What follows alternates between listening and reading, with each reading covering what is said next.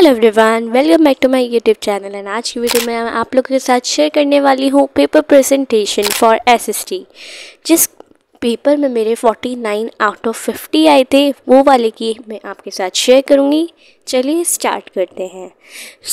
इस पेपर में मेरे आए हैं 49 आउट ऑफ 50। ठीक है, हमारे यहाँ कोचिंग में 50 मार्क्स के पेपर हुआ करते थे। ठीक है, तो सबसे पहला पोर्शन में आपको दिख गया है कि एक नंबर मेरा कहाँ कटा है। 9 मार्क्स आए हैं, तो एक मेरा आंसर रॉन्ग था। आप लोग देख सकते हो मैंने सत्याग्रह लिखा, उसके बाद ऑल लिखा।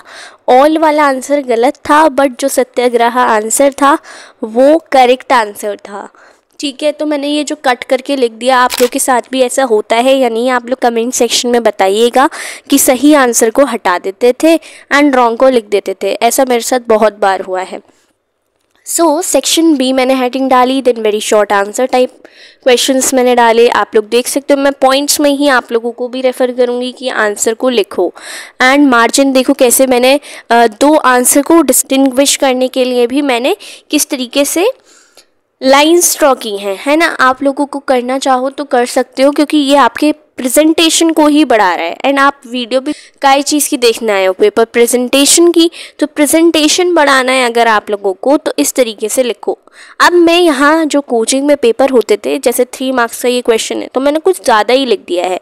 मैं इतना इसलिए लिखती थी क्योंकि मैं इतना लिखूँगी यहाँ तो एग्ज़ाम में इससे थोड़ा कम, जितना याद आएगा उतना तो मैं लिख सकूँगी। So it was just for practice ना, इस वजह से मैंने ज़्यादा लिखा था। ठीक है, इतना ज़्यादा नहीं लिखना होता 3 मार्क्स पे क्वेश्चन में, 4 मार्क्स के पे लिखना होता है इतना पूरा 1 पेज का। ठीक है, बट आप लोग देख सकते हो मैं पॉइंट्स में ही आंसर लिख रही हूँ, जितने भी पॉइंट्स हों।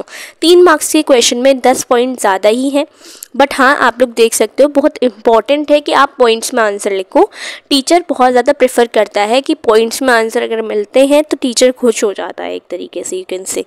ठीक है, हेडिंग डालो, सब हेडिंग डालो, है ना। जैसे क्वेश्चन दे रखा था क्रॉपिंग पैटर्न ऑफ इंडिया, तो मैंने हेडिंग डाली एंड लास्ट में आंसर को लॉक भी किया।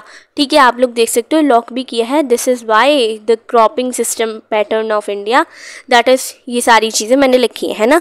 स्टार्टिंग भी की, उसके अंदर के पॉइंट्स भी लिखे एंड देन उसको मैंने कंप्लीट आंसर को लॉक भी किया। ठीक है, मैथ्स में नो डाउट सारे ही सब्जेक्ट्स में आपको आंसर को लॉक करना होता है ना। और अच्छी तरीके से पॉइंट्स को लिखोगे जितना ज़्यादा, उतना ज़्यादा टीचर प्रेफर करेगा आपके आंसर को रीड करने के लिए, है ना।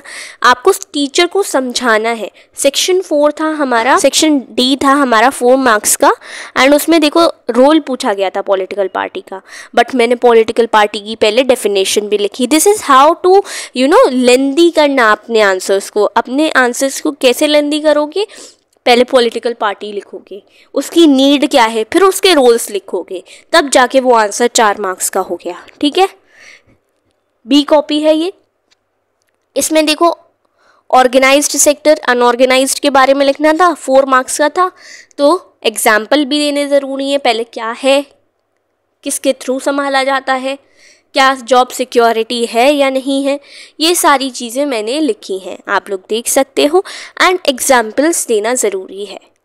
हर क्वेश्चन ऐसा जो डिस्टिंग्विश करने के लिए आता है उसमें आपको उसकी डेफिनेशन प्लस पॉइंट ये रहेगा कि अगर आप एग्जाम्पल्स भी लिख दो। ठीक है, ओके। उसके बाद आप लोग देख सकते हो कि मार्जिन्स मैंने हर जगह ड्रॉ किए हैं, है ना। मार्जिन्स हर जगह ड्रॉ किए हैं। जैसे ये Gandhi ji launched civil disobedience movement, और उसके बारे के पॉइंट्स लिखे हैं, उसके टॉपिक के बारे में पॉइंट्स लिखे हैं, एंड इस पे भी मुझे 4 मार्क्स मिले हैं।